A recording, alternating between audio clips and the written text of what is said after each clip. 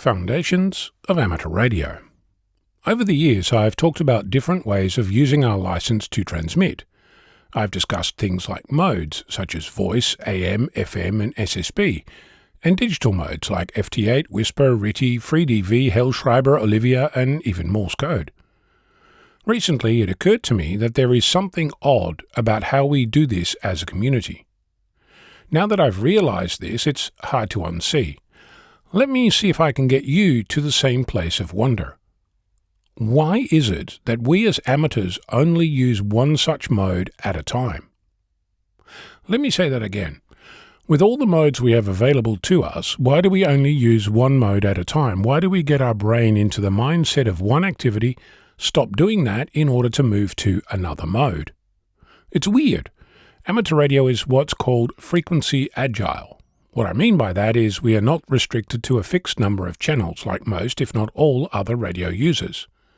We can set our transmission frequency to whatever we want, within the restrictions imposed by our license conditions, and start making noise. There's agreement on what mode you can use where, but within that comes a great deal of flexibility.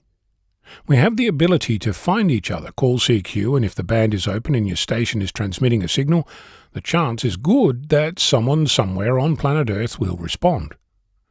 We change frequency at will, almost without thought.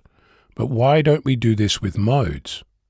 The closest I've seen is local VHF and UHF contests, where you get different points depending on which mode you're using, and even that seems hard fought. It's weird.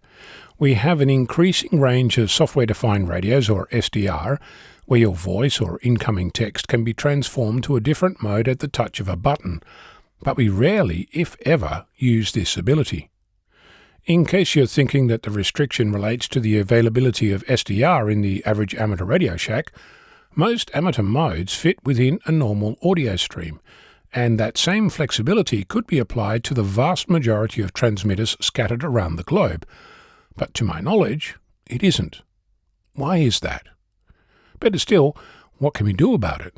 Can we develop procedures and processes to make us more, let's call it, mode agile, giving us the ability to change mode at the same ease as we change frequency? What would a mode and frequency agile amateur look like? What processes would you use? Right now, the best we have is to QSY, or announce that we're changing frequency. But I've never heard anyone use that to describe a change of mode. Of course, it's possible that I've led a sheltered life and not been on air enough, but if that's the case, I'd love to hear about it. So what is stopping us from becoming even more flexible? Do we need to practice this, develop better tools, teach new amateurs, have multi-mode nets, invent new modes that share information across different modes simultaneously, build radios that can transmit on different frequencies, or something else? I'm Ono, Victor Kilo 6, Foxtrot Lima Alpha Bravo.